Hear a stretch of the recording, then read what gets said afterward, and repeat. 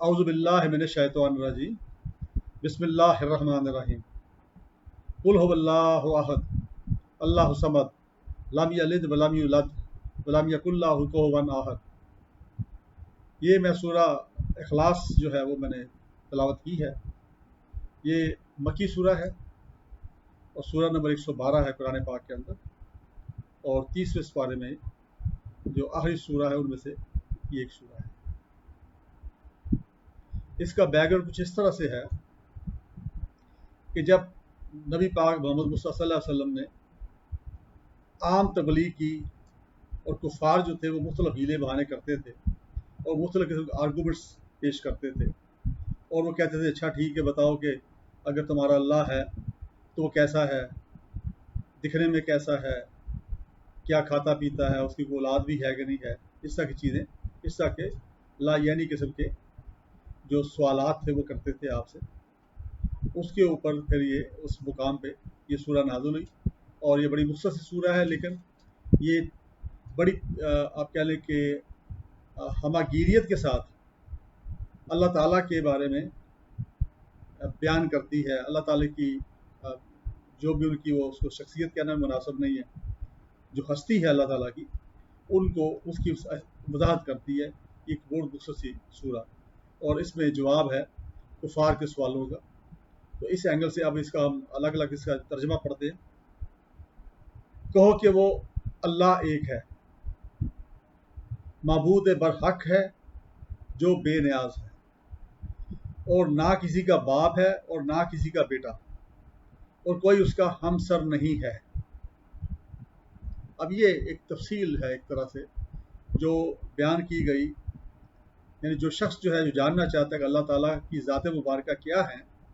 تو اللہ تعالیٰ کی ذات مبارکہ کے بارے میں یہ بیان کرتی ہے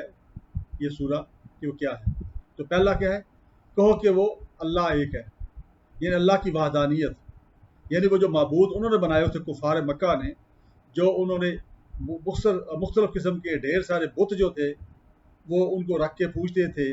اور وہ جو بت تھے بہت سارے اس کے اندر 360 کے قریب جو بت تھے وہ خانہ کعبہ کے اندر رکھے ہوئے تھے جس کی وہ پوجا کرتے تھے، اور مختلف واقعے پہ مختلف ان کے دیوتا تھے، ان کے خدا تھے، وہ ان کو اس اینگل سے اس کی عبادت کرتے تھے مختلف انداز سے۔ تو یہاں پہ کہہ دیا کہ اللہ ایک ہے، کہہ دو اے نبی پاک، یعنی مخاطب اللہ تعالیٰ سے، اللہ تعالیٰ مخاطب نبی پاک محمد مصطفیٰ صلی اللہ علیہ وسلم سے کہ کہہ دو ان کو، کفار کو کہہ دو، یا وہ جو لوگ ہیں جو بلیو نہیں کرتے اللہ کی ہستی پہ، کہ اللہ ایک ہے۔ یعنی اللہ ایک ہے، اس کا مطلب ہے کہ اگر ایک سے زیادہ اللہ ہو تو پھر کیا ہوگا؟ پھر نظام ہستی نہیں چلتا نا، ایک اللہ کچھ اور کہہ رہا ہے، دوسرا اللہ کچھ اور کہہ رہا ہے۔ تو اللہ ایک ہے، یعنی ایک ہستی ہے پورے نظام کے اندر۔ پوری دنیا کے جتنے نظام بنے ہوئے ہیں، یہ سورج چاند ستارے سب کچھ جو بھی کچھ چل رہا ہے، یہ جتنی کہکشائیں ہیں ان کو چلانے والا، انسانوں کو پیدا کرنے والا، باقی زی روح جو جتنی اب دنیا میں ہیں، چاہے وہ زمینی مخلوق ہے یا مخلوقات ہیں، چاہے وہ آپ کہہ لیں کہ آسمانی مخلوقات ہیں، چاہے وہ چرند ہیں، پرند ہیں، سمندری حیات ہیں، جنگلی حیات ہیں، جتنی بھی حیات ہیں، درخت ہیں، یہ پودے ہیں، پہاڑ ہیں، جو کچھ بھی ہے دنیا کے اندر، دریا ہے، یہ سب جو ہے ان کو چلانے والی ایک ہستی ہے، اور وہ اللہ ہے، اور اللہ ایک ہے۔ تو یہ اللہ کی وحدانیت، رب تعالیٰ کی وحدانیت جو ہے اس کا اس قدر ذکر کیا گیا ہے۔ تو پہلی چیز تو یہ وضاحت کر دی، تاکہ اس میں وہ جو شرک والی بات تھی اس کو رد کر دیا گیا، اس کو کہ چونکہ مختلف خدا انہوں نے بنائے ہوئے تھے، اپنے بت جو تھے مختلف دیوتا تھے ان کے، تو انہی کے اپنے بنائے ہوئے دو دیوتا تھے، تو یہ جو ہے اس کی انہوں نے اس پہلی آیت کے اندر اس سورہ کی اس میں تردید کر دی اور اس کو وضاحت کر دی کہ اللہ ایک ہے، کہہ دیں ان کو۔ اس کے بعد دوسری آیت، معبود برحق جو بے نیاز ہے، یعنی معبود پیدا کرنے والا، ہر چیز کو بنانے والا، ہر چیز کو تخلیق کرنے والا، ہر چیز کو وجود میں لانے والا، وہ کون ہے؟ معبود ہے۔ تو معبود برحق ہے، یعنی وہ سچا معبود ہے، وہ سچا بنانے والا ہے سب کو، وہ ساری کائنات کی تمام چیزوں کا خالق ہے اور وہ سچا ہے، اس میں کوئی شک نہیں ہونا چاہیے، کوئی اس میں شبہ نہیں ہونا چاہیے، کوئی اس کے بارے میں کوئی کنفیوژن نہیں ہونا چاہیے، اور بے نیاز ہے، یعنی اس کو کسی کی ضرورت نہیں ہے، یعنی انسان ہیں، جانور ہیں، سب کو ایک دوسرے کی ضرورت ہے، ٹھیک ہے۔ اکیلا آدمی جو ہے، اکیلا انسان جو ہے، آپ نے دیکھا نا کو ارسطو نے کہا تھا کہ مین از سوشل اینیمل، ٹھیک ہے، that a person can not live alone. If he cannot live alone, اس میں he is not a person, he is something else. یعنی وہ انسان نہیں ہے، کوئی اور مخلوق ہے جس کو کسی کی ضرورت نہیں ہے۔ تو یہاں پہ یہ بیان کیا گیا، وہ تو میں نے ویسٹرن آپ ایک اسکالر کا، ایک فلاسفر کا ذکر کر دیا، ایرسٹوٹل کا۔ تو یہاں پہ کیا ہے، یہاں پہ قرآن پاک کی آیت جو ہے وہ بیان کر رہی ہے کہ وہ سب کا خالق ہے اور برحق ہے، یعنی سچا ہے، اس میں کوئی شک و شبہ نہیں ہونا چاہیے، اور بے نیاز ہے، اس کو کسی کی مدد کی ضرورت نہیں ہے، کسی کی دعا کی ضرورت نہیں ہے، کسی کو اس کے لیے یعنی خدمت کی ضرورت نہیں ہے، وہ بیمار نہیں پڑتے ہیں، وہ لا فانی ہیں، امورٹل ہیں، ہمیشہ رہنے والے ہیں، ٹھیک ہے۔ تو وہ بے نیاز ہے، ان کو کسی کی کوئی نہ تو مدد کی ضرورت ہے، نہ کسی کی سپورٹ کی ضرورت ہے، وہ بے نیاز ہے۔ جبکہ جو دنیاوی خدا انہوں نے بنائے ہوئے تھے، دیوتا جو بنائے ہوئے تھے، مختلف جو بت بنائے تھے جس کو پوجتے تھے، وہ تو خود چل بھی نہیں سکتے، ان کو اٹھا کر کے ان کو رکھنا پڑتا تھا مختلف جگہوں پہ پوجا کرنے کے لیے، ٹھیک ہے،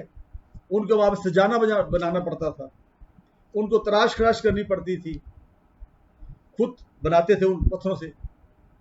ٹھیک ہے۔ تو وہ تو بے نیاز نہیں تھے نا،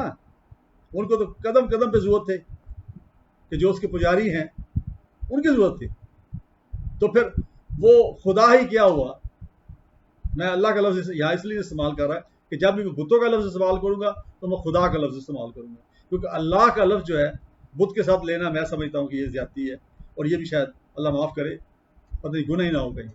اس لیے جب بھی میں بت کا ذکر کروں گا وہ میں کہوں گا خدا، ٹھیک ہے۔ خدا چونکہ قرآنی نام نہیں ہے اللہ تعالیٰ کا، یہ ایک پرشین ترجمہ ہے جس کا مطلب ہوتا ہے سب سے بڑا، تو خدا تو کئی ہو سکتے ہیں نا، اللہ ایک ہی ہے۔ تو اب یہاں پہ یہ ہے کہ وہ بت جو ہیں بے نیاز نہیں ہیں، بت محتاج ہیں،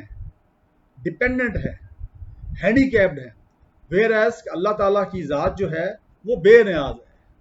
وہ انڈیپینڈنٹ، اس کو کسی کی مدد کی ضرورت نہیں ہے، ٹھیک ہے، کسی کی سپورٹ کی ضرورت نہیں ہے، اس کو وہ کہتا ہے کن ہو جا،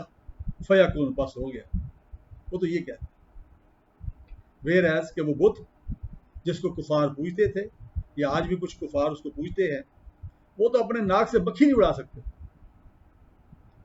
اگلی آیت کہتی ہے نہ کسی کا باپ ہے اور نہ کسی کا بیٹا، چونکہ وہ بے نیاز ہے۔ اللہ تعالیٰ کے بارے میں یہ تصور کرنا کہ جی اللہ تعالیٰ کا سر کیسا ہے، چہرہ کیسا ہے، بازو ہیں، نو، وہ ہمارے بازو ہیں، انسانوں کے بازو ہیں، ہمارا سر ہے، ہماری آنکھیں ہیں، ٹھیک ہے، وہ ہماری شکل ہے، لیکن اللہ کی کوئی یہ شکل نہیں۔ اللہ محیط ہے پوری کائنات کو، تمام زمانوں کے لیے، تمام مقام کے لیے اللہ ہی باقی رہنا ہے، ٹھیک ہے۔ تو اسی وجہ سے وہ کسی کا باپ نہیں ہے، یعنی اللہ کا رشتہ دنیاوی رشتوں کی طرح رشتے نہیں ہیں، اللہ کی کوئی بیوی نہیں ہے، اللہ کا کوئی بیٹا نہیں ہے، آگے وہ بھی آگے نا، وہ کسی کا باپ ہے اور نہ کسی کا بیٹا، نہ کسی کا باپ اور نہ کسی کا بیٹا، وہ دنیاوی رشتوں کا محتاج نہیں ہے اللہ تعالیٰ۔ یہ انسان ہیں یا جانور ہیں جو ان رشتوں کے محتاج ہیں، جو ماں کے پیٹ سے پیدا ہوتے ہیں، اور اللہ تعالیٰ نے بغیر باپ کے حضرت عیسیٰ علیہ السلام کو پیدا کر کے دکھا دیا، یہ معجزہ بھی دکھا دیا۔ ایک کنواری خاتون حضرت مریم علیہ السلام کے بطن سے بغیر شادی کے آپ نے حضرت عیسیٰ کو علیہ السلام کو پیدا کیا۔ تو اللہ کچھ بھی کر سکتا ہے نا، اللہ ہر چیز پہ قادر ہے نا۔ تو اللہ جو ہے اس کو دنیاوی رشتے کی نہ اس کے ہیں نہ ان کا محتاج ہے، اللہ کی کوئی بیوی نہیں ہے، اسی لیے اس کا ان کا کوئی نہ کوئی باپ ہے نہ بیٹا ہے۔ اگر باپ ہوتا اللہ کا تو پھر کیا ہوتا؟ تو باپ تو مر گیا، تو پھر بیٹا بھی تو مر سکتا ہے نا، ٹھیک ہے؟ تو امورٹل تو نہ پھر اس پہ شک ہو گیا نا، امورٹلٹی کے اوپر شک ہو گیا، یعنی مورٹل ہو گیا نا۔ اگر باپ مر سکتا ہے کسی کا تو بیٹا بھی تو مرے گا، اس طرح اگر کسی کا بیٹا ہے تو بیٹا بھی فانی ہے تو باپ بھی فانی ہو سکتا ہے۔ تو اس لیے ان کو اللہ کو رشتوں سے جوڑنا ان کا بالکل کوئی رشتے نہیں ہے، نہ بیٹا نہ بیٹی، کوئی انسانوں کی طرح کا رشتہ نہیں ہے، ٹھیک ہے؟ آگے چلتے، آگے اگلی آیت کہتی، جو آخری آیت ہے، اور کوئی اس کا ہمسر نہیں ہے، یعنی آپ جو ہیں کہ کسی کو بھی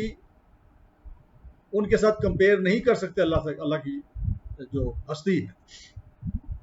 اللہ سبحانہ و تعالیٰ کی ہستی کے ساتھ کسی کا مقابلہ نہیں کیا جا سکتا۔ اللہ تعالیٰ کی ہستی کے اعتبار کسی شخصیت کو نہیں لایا جا سکتا، اگر لائیں گے تو وہ شرک ہے نا، اسی کو شرک بولتے ہیں۔ یعنی جو بتوں کو لاتے تھے نا، بتوں کو پوجتے تھے، ان کو نظر نیاز کرتے تھے، ان سے منتیں مانگتے تھے اور ان سے دعا کرتے تھے کہ ہمارا یہ کام ہو جائے، تو وہ تو ہمسر ہو گیا نا پھر اس طریقے سے، آپ نے ہمسر بنا دیا نا۔ جب اللہ کی ذات ہے جو ہمیں دینے والی بھی ہے، ہم سے لینے والی بھی ہے، اور قیامت کے دن کی، روز محشر کے دن کی، ڈے آف ججمنٹ کی وہ مالک ہے، اور اس کے بعد جزا و سزا کا تصور جو ہے قرآن پاک میں ملتا ہے، نبی پاک کی احادیث میں ملتا ہے کہ وہ اللہ، وہ ڈے آف ججمنٹ جو ہوگا اس کا حاکم اعلیٰ کون ہوگا؟ اللہ کی ذات، اللہ کی ہستی۔ تو اگر کسی بت سے آپ کچھ مانگیں گے، اسی طرح اگر اس کو ہم دوسری طرف لے آئیں، اگر آپ کسی انسان سے مانگیں گے، کسی انسان کی پوجا شروع کر دیں گے، تو پھر کیا ہوگا؟ آپ اللہ کی جو خصوصیات ہیں، جو خوبیاں ہیں، رب ہونے کی، سب سے بڑا ہونے کی، حاجت روا ہونے کی، اس کے اندر آپ کسی اور کو شریک کر رہے ہیں، تو وہ کیا؟ وہ شرک ہے، اور شرک جو ہے بہت بڑا گناہ ہے جس کی معافی شاید نہ ہو، ٹھیک ہے؟ تو اس لحاظ سے جو آخری آیت ہے اس کے اندر اس کا ذکر کیا گیا کہ نو بڈی از کمپیریبل ٹو اللہ سبحانہ تعالیٰ، اللہ کا کوئی ہمسر نہیں ہے، اللہ کی برابری، اللہ کی جو طاقت ہے، اللہ کی جو بڑائی ہے، اس میں کوئی شریک نہیں ہے، وہ اکیلا ہی ہے، وہ اکیلا ہی سب پہ غالب ہے، وہ اکیلا ہی ہے جو ہمیں پہلے ماریں گے، پہلے پیدا کیا، پیدا کرنے کے بعد ہمیں موت آئے گی، موت کون دے گا؟ وہ بھی اللہ، اس کے حکم سے آئے گی، اور اس کے بعد جب دوبارہ زندہ کیا جائے گا تو کس کے حکم سے کیا جائے گا؟ اللہ کے لیے کے حکم سے کیا جائے گا، اور وہ جو زندگی ہوگی نہ ختم ہونے والی، کیونکہ اس کا اللہ تعالیٰ نے خود قرآن پاک کے اندر ذکر کر دیا ہے، احادیث کے اندر ذکر کر دیا ہے کہ جب مرنے کے بعد انسان دوبارہ زندہ ہوں گے تو وہ نہ ختم ہونے والی زندگی ہوگی، اور وہ نہ ختم ہونے والی زندگی کیوں ہے؟ کہ اللہ نے یہ کہا ہے، اللہ نے یہ کہا ہے کہ میں جب دوبارہ آپ کو تمہیں زندہ کروں گا تو تم ہمیشہ زندہ رہو گے۔ تو یہ جو سورہ ہے یہ توحید کے اوپر ایک بڑی، آپ کہہ لیں کہ جامع سورہ ہے، اور وہ جو کفار کے، میں نے پہلے ذکر کیا کہ جو مختلف ان کی وہ تھی، آج کل بھی ذہن میں لوگوں کئیوں آتی ہے، کئی لوگوں کے ذہن میں آتا ہے، لیکن اب ہر چیز کو ہم لاجک سے آپ کہہ لیں کہ پرکھنے کی کوشش کرتے ہیں۔ لاجک جو ہے ایک لمٹ ہے اس کی، ہمارا جو ذہن ہے یا ہمارا جو دماغ ہے اس کی ایک کیپیسٹی ہے، اس کیپیسٹی سے آگے ہم نہیں جا سکتے، ہماری لیمیٹیشنز ہیں، ہم ایک حد تک سوچ سکتے ہیں، اس سے آگے ہم نہیں سوچ سکتے، اگر سوچیں گے تو پاگل ہو جائیں گے اور ایمان جاتا رہے گا، اس لیے منع کیا گیا کہ تم یہ سوچو ہی نہیں، اللہ کے بارے میں سوچو ہی نہیں کہ اللہ کا وجود کیسے آیا، کہاں سے آیا، سوچو ہی نہیں، کیوں؟ کہ تمہارا جو دماغ ہے، تمہارا جو ذہن ہے جو اللہ نے بنایا ہے، اس کی کیپیسٹی نہیں ہے یہ جاننے کی۔ تو اس لحاظ سے آپ یہ سم ٹائم کچھ لوگ ہوتے ہیں جو کہتے ہیں بالکل ہر چیز عقل کے ساتھ اس کو استعمال کرو، اور عقل، ہاں یس عقل کا حکم دیا گیا ہے. عقل کو استعمال بھی کیا جاتا ہے, ٹیکٹکس بھی استعمال کیے جاتے ہیں, جنگوں میں بھی کیے جاتے تھے. آپ نے دیکھا نبی پاک کے زمانے میں جو غزوات ہوئے ہیں وہاں اسٹریٹجی بنائی جاتی تھی, دنیاوی اسٹریٹجی بنتی تھی, لیکن ایک لمٹ ہماری. اب میں یہاں بیٹھا ہوں آپ کے سامنے, مجھے نہیں پتا میرے ایگزیکٹلی میرے پیچھے کیا ہو رہا ہے, مجھے نہیں پتا یہ دیوار کے پار کیا ہو رہا ہے, مجھے نہیں پتا کہ اگلے لمحے کیا ہونا میرے ساتھ, دنیا رہنی کہ نہیں رہنی. ٹھیک ہے, تو اللہ تعالیٰ جو ہیں وہ کسی کے ساتھ کمپیریبل نہیں ہے, اور جو کچھ شخص کمپیئر کرتا ہے وہ شرک کرتا ہے. ٹھیک ہے, تو جو اللہ کے ساتھ برابری کرتا ہے یا کسی کو برابر سمجھتا ہے, یا وہ اللہ تعالیٰ کی جو طاقتیں ہیں, جو گیونگ آپ کہہ لیں کہ اس کے اختیارات ہیں, اس کے اندر کسی کو شریک کرتا ہے کوئی شخص, تو وہ بھی شرک ہے. تو اس لحاظ سے اللہ سے دعا ہی کی جا سکتی ہے, اور دعا کا حکم بھی ہے کہ اللہ سے مانگو, اسی نے دینا ہے. ٹھیک ہے, دوسرے لوگ جو اگر کوئی نیک بندے ہیں تو ان سے بھی دعا منگوا لیں آپ, وہ دعا ایکسیپٹیبل ہے میرا خیال ہے, کیونکہ میرے لیے اگر کوئی اور شخص دعا کرتا ہے تو اللہ تعالیٰ اس کو قبول کر سکتے ہیں. بلکہ سم ٹائم یہ ہوتا ہے کہ کوئی دوسرا شخص جس کو مجھ سے کوئی غرض نہیں ہے, میری کوئی محتاجی نہیں ہے, لیکن دل سے میری دعا اگر کرتا ہے, یعنی کسی دوسرے کے لیے دعا کرتا ہے, تو میں یہ سمجھتا ہوں کہ وہ بڑی دعا ہے. میں تو خود غرض ہوں نا, میں اپنی دعا کروں گا تو اپنے لیے کروں گا نا, میرا تو اس کے اندر آپ کہہ لیں کہ ایک انٹرسٹ ہے نا. لیکن کسی دوسرے کا, جیسے ہمارے کچھ رشتے ہیں, جیسے ماں کا رشتہ ہے, باپ کا ہے, بہنوں کا ہے, دوسرے رشتے ہیں, وہ دعا کرتے ہیں باقی رشتوں کے لیے, تو وہ پرخلوص دعا ہے. دوست دعا کرتا ہے, پرخلوص دعا ہے. تو دعا کی جا سکتی ہے, لیکن ہم سری نہیں کی جا سکتی, نہ ہی کسی کو ہم سر سمجھا جا سکتا ہے. تو میں یہاں تک ایک مختصر سی بات کرنا چاہ رہا تھا, چونکہ لمبی بات جب ہوتی ہے تو پھر وہ آپ کہہ لیں کہ آپ لوگوں کے پاس ٹائم زیادہ نہیں ہوتا, تو پھر انشاءاللہ تعالی ہم کسی اور موضوع پہ پھر دوبارہ بات کریں گے, جیسے میں کرتا رہتا ہوں. اور اب جو میری جو یہ ویڈیوز ہیں یہ آپ کو یوٹیوب کے میرے نام سے چینل ہے اس پہ اویلیبل ہیں, جب بھی چاہیں آپ وہاں سے واچ کر سکتے ہیں, ان کو سن سکتے ہیں. تو مجھے اپنی دعا میں یاد رکھیں, خیر بانٹیں, خیر کی تلقین کریں. بہت شکریہ. السلام علیکم.